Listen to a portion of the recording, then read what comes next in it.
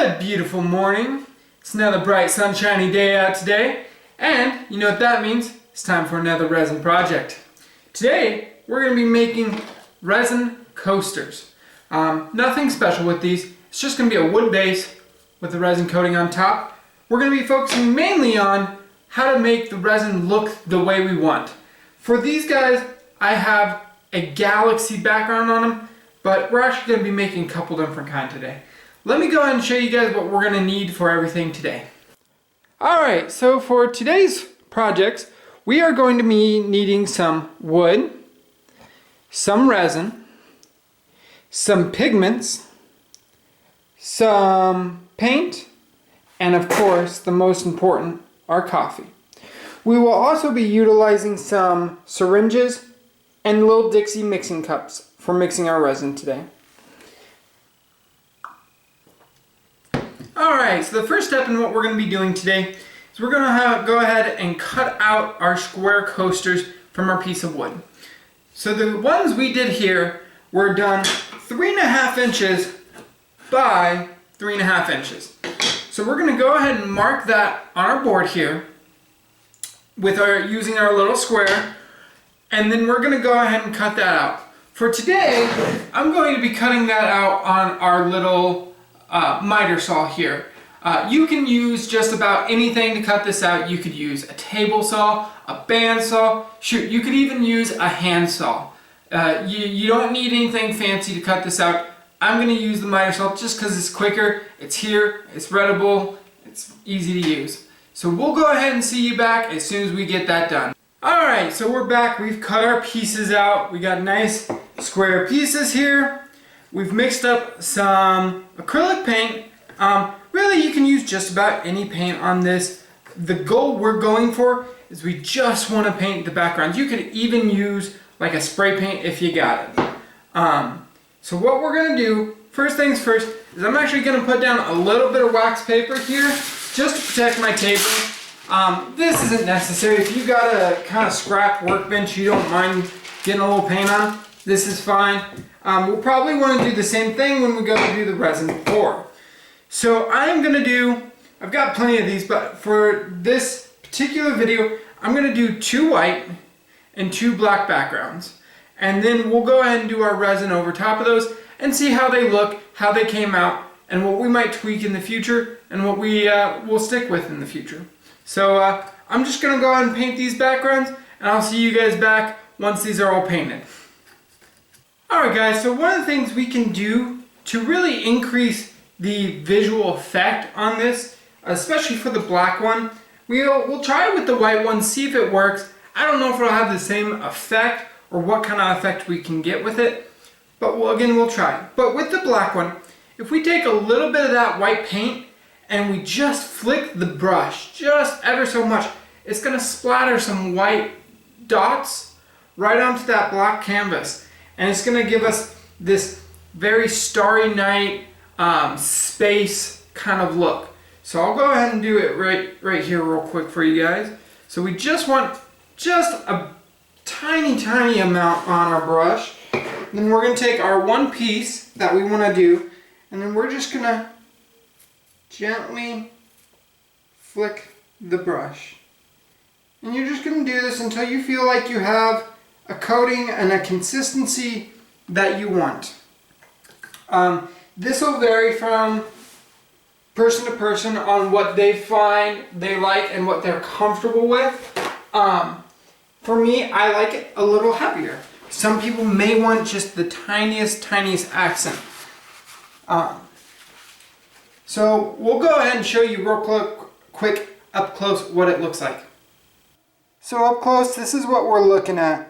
So you can see how it gives it this nice speckled pattern, and once we lay the resin on top of that, a lot of the really obvious pieces are going to fade away, but it's going to give us a layer of depth that is just unmatched. So we'll go ahead and let these dry, and then as soon as we're done letting those dry, we'll go ahead and get to the resin coloring and the resin coating of everything and play around with them. I think I am also going to do 2 just plain wood. So we'll let these dry and we'll see you back in a few. Alrighty, we are back. Our coasters have dried. They got a few little marks on them here. But what we're going to do next is I'll go ahead and show you the setup we got for pouring our resin. We'll go ahead and get the resin mixed up here, and then we will slowly start pouring all this resin, and I will show you guys exactly what we're going to do on all this to get it looking how we want to have them look. We'll also go over some techniques and some tips on how to get the resin to move and flow and mix the way we want to. For this, I do recommend a few things. First and foremost is a heat gun. So I've got my little heat gun right here. You don't need anything much. This is a Drill Master. I got it from Harbor Freight. I think it was like 12 bucks. It's got a high and a low setting. Works great. You know, if you can get a heat gun that has heat control on it and speed control and whatnot, groovy.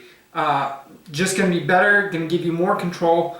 However, for our application today, we don't need anything too powerful. The other thing we're gonna be using is a straw. Any straw. You know, go to McDonald's, get a $1 large drink, suck it down, and then take the straw from it. You don't need any fancy straws. Just something to blow some hot air through. So, let me go ahead and grab the camera here, and I will show you our setup. Alrighty, so here is our setup. We've got our 6 pieces we are going to be working on, our 6 coasters. As you can see, all I have is a little Dixie cup, and I'm going to be resting the coasters on those Dixie cups. The reason for this is it will allow for the resin to pour over the sides and give us a nice clean sheen on top of everything without getting messy and looking, you know, bubbly and ripply and having these effects of just not looking smooth. For our coloring here, we are going to be working with 4 different colors, and then we might even mix up a 5th just clear resin for filler. So for our colors, we've got 2 pearlescent pigments.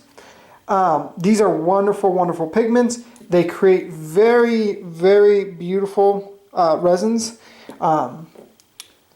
I love both of them. And then for the other 2, we're actually going to be using translucent pigments. These are alcohol-based. I think I said oil-based originally. I meant to say alcohol-based dyes. So we're going to be doing a blue and a white. So hopefully these will give us our ocean colors that we're looking for. So I will go ahead and set everything back up. We'll go ahead and get those resins mixing, and once we get those mixed up, we'll get back and we'll show you everything that we are going to be doing for pouring these coasters. Alrighty, so we actually have only 2 of our pigments mixed up for right now. We've got the 2 space colors that we're going to work with and our clear pigment, or our clear resin, mixed up. The reason for this is I actually don't want to get these really catalyzing quick right now, just in case these take a little bit longer to pour. Alright, we're going to start with our clear, and we're just going to put a baby tiny bit on. Right about there. Now we may have to end up mixing more of this resin, but that's alright. So now what we're going to do is we're going to get our little stir stick we had, and we're just going to kind of spread this around and create an even base, a little bit of a liquid layer for this to start pouring onto. So I'm going to go ahead and do this, and I will see you guys back once I get that done. Alrighty, so we now have our thin layer of resin poured on top here. So what we're going to do now is we're going to take one of our colors, and we're just going to, from a very high point, just stream a little bit on in no particular pattern, just like so. Now we'll do the same. We'll grab our blue and we'll go ahead and just stream on some of that blue. Again, no particular pattern here. We just want to put it on, and we'll mix the rest using our hot gun, our heat gun, and our little straw. So you can already see with the black one how those white flecks give it a much richer, much deeper tone. So I'm going to go ahead and put you guys back up on the stand here, and I will pull out the heat gun and we'll start mixing with the heat gun, showing you what we're going to do. Actually, before we do that, I will go ahead and show you what we're going to do with the straw here.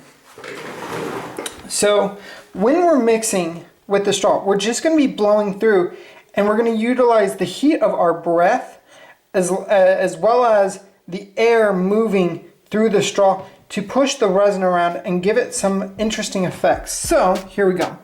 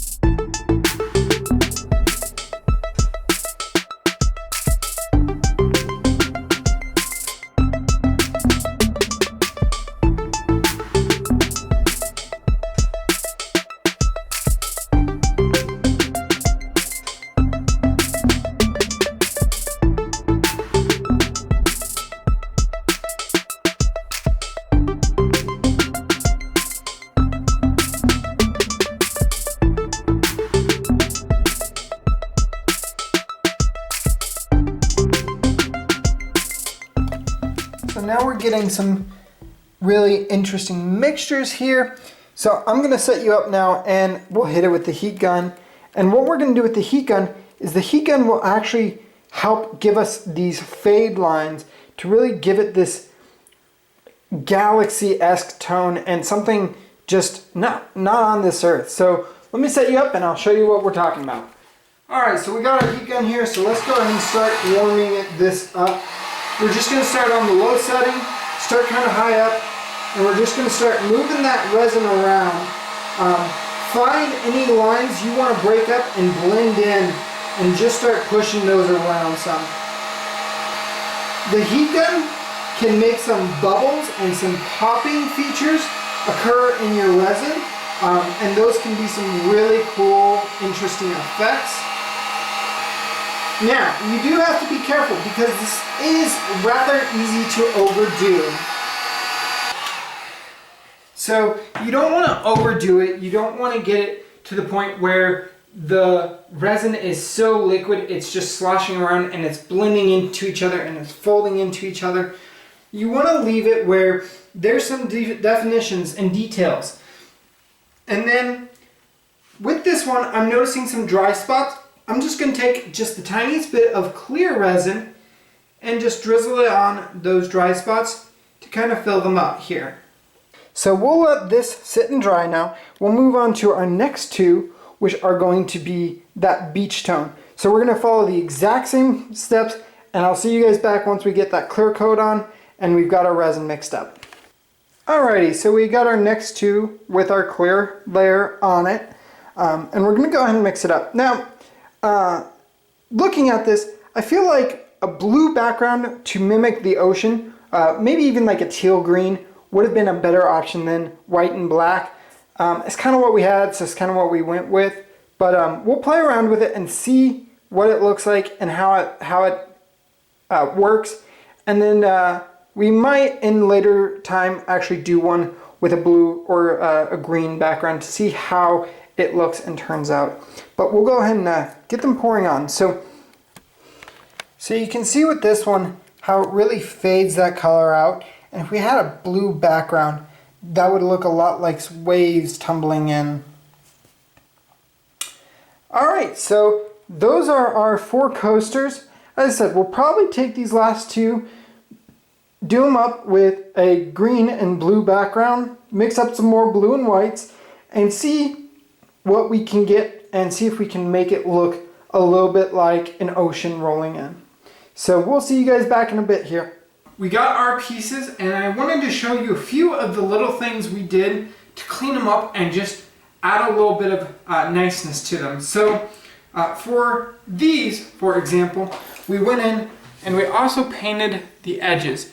That way when they're sitting flat, they kind of look very, a lot more uniform. Now there are a couple that we actually left with the edges not painted, but the reason for that is we wanted to leave that kind of beachy tone. Again, we might come in, just because there are a few of these drip marks, we might come in and actually end up finishing those. But again, we might want to leave those empty just to leave, or unpainted to leave that initial, or that look. Something else I wanted to go over is some of these I left intentionally to show you. We can get really gnarly drip marks, and so you can see how badly those drip marks are. To clean these up, we can do, there's a couple things we can do. Number one, we can take a razor blade and just start shaving away at these and get little bits to come off. You'll want to be very careful with this. Obviously, you don't want to cut yourself with the razor blade. Another thing we can do is we can just take sandpaper or a sander, belt sander, whatever you might have, and just sand these knobs down. Now, what I did for this one is we're pretty close to flat on this one. But at right around, I think it was about the 5 or 6 hour mark, again, play this one by ear. You want the resin hard enough so when you pick it up, it's not going to move, but soft enough that you can still cut through it real easy. But you get it to where it's still just a hair bit tacky on top, but you can flip it over and then take your razor blade and you can cut those knobs off like butter. We were able to clean up a majority of these and make it look like there wasn't even any dripping happening. Something to keep in mind is when you're doing something like this, it can be incredibly experimental. And the idea is just have fun with it. You know, you can't do wrong. If you don't like a piece, then yeah, maybe you just toss it out like this one. I'm not a huge fan of this one.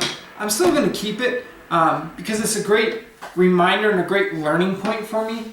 But the big point behind all this is just have fun. So let me show you what we got here.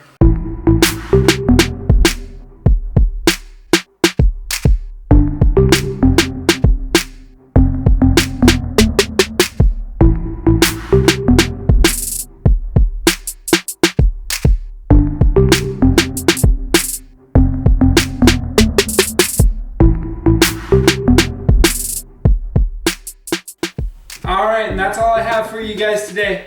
Remember, if you like this video, you can really help me out by liking the video down below and subscribing to my channel. Keeps you up to date on all the latest videos I'm putting out. Until next time, guys, take care.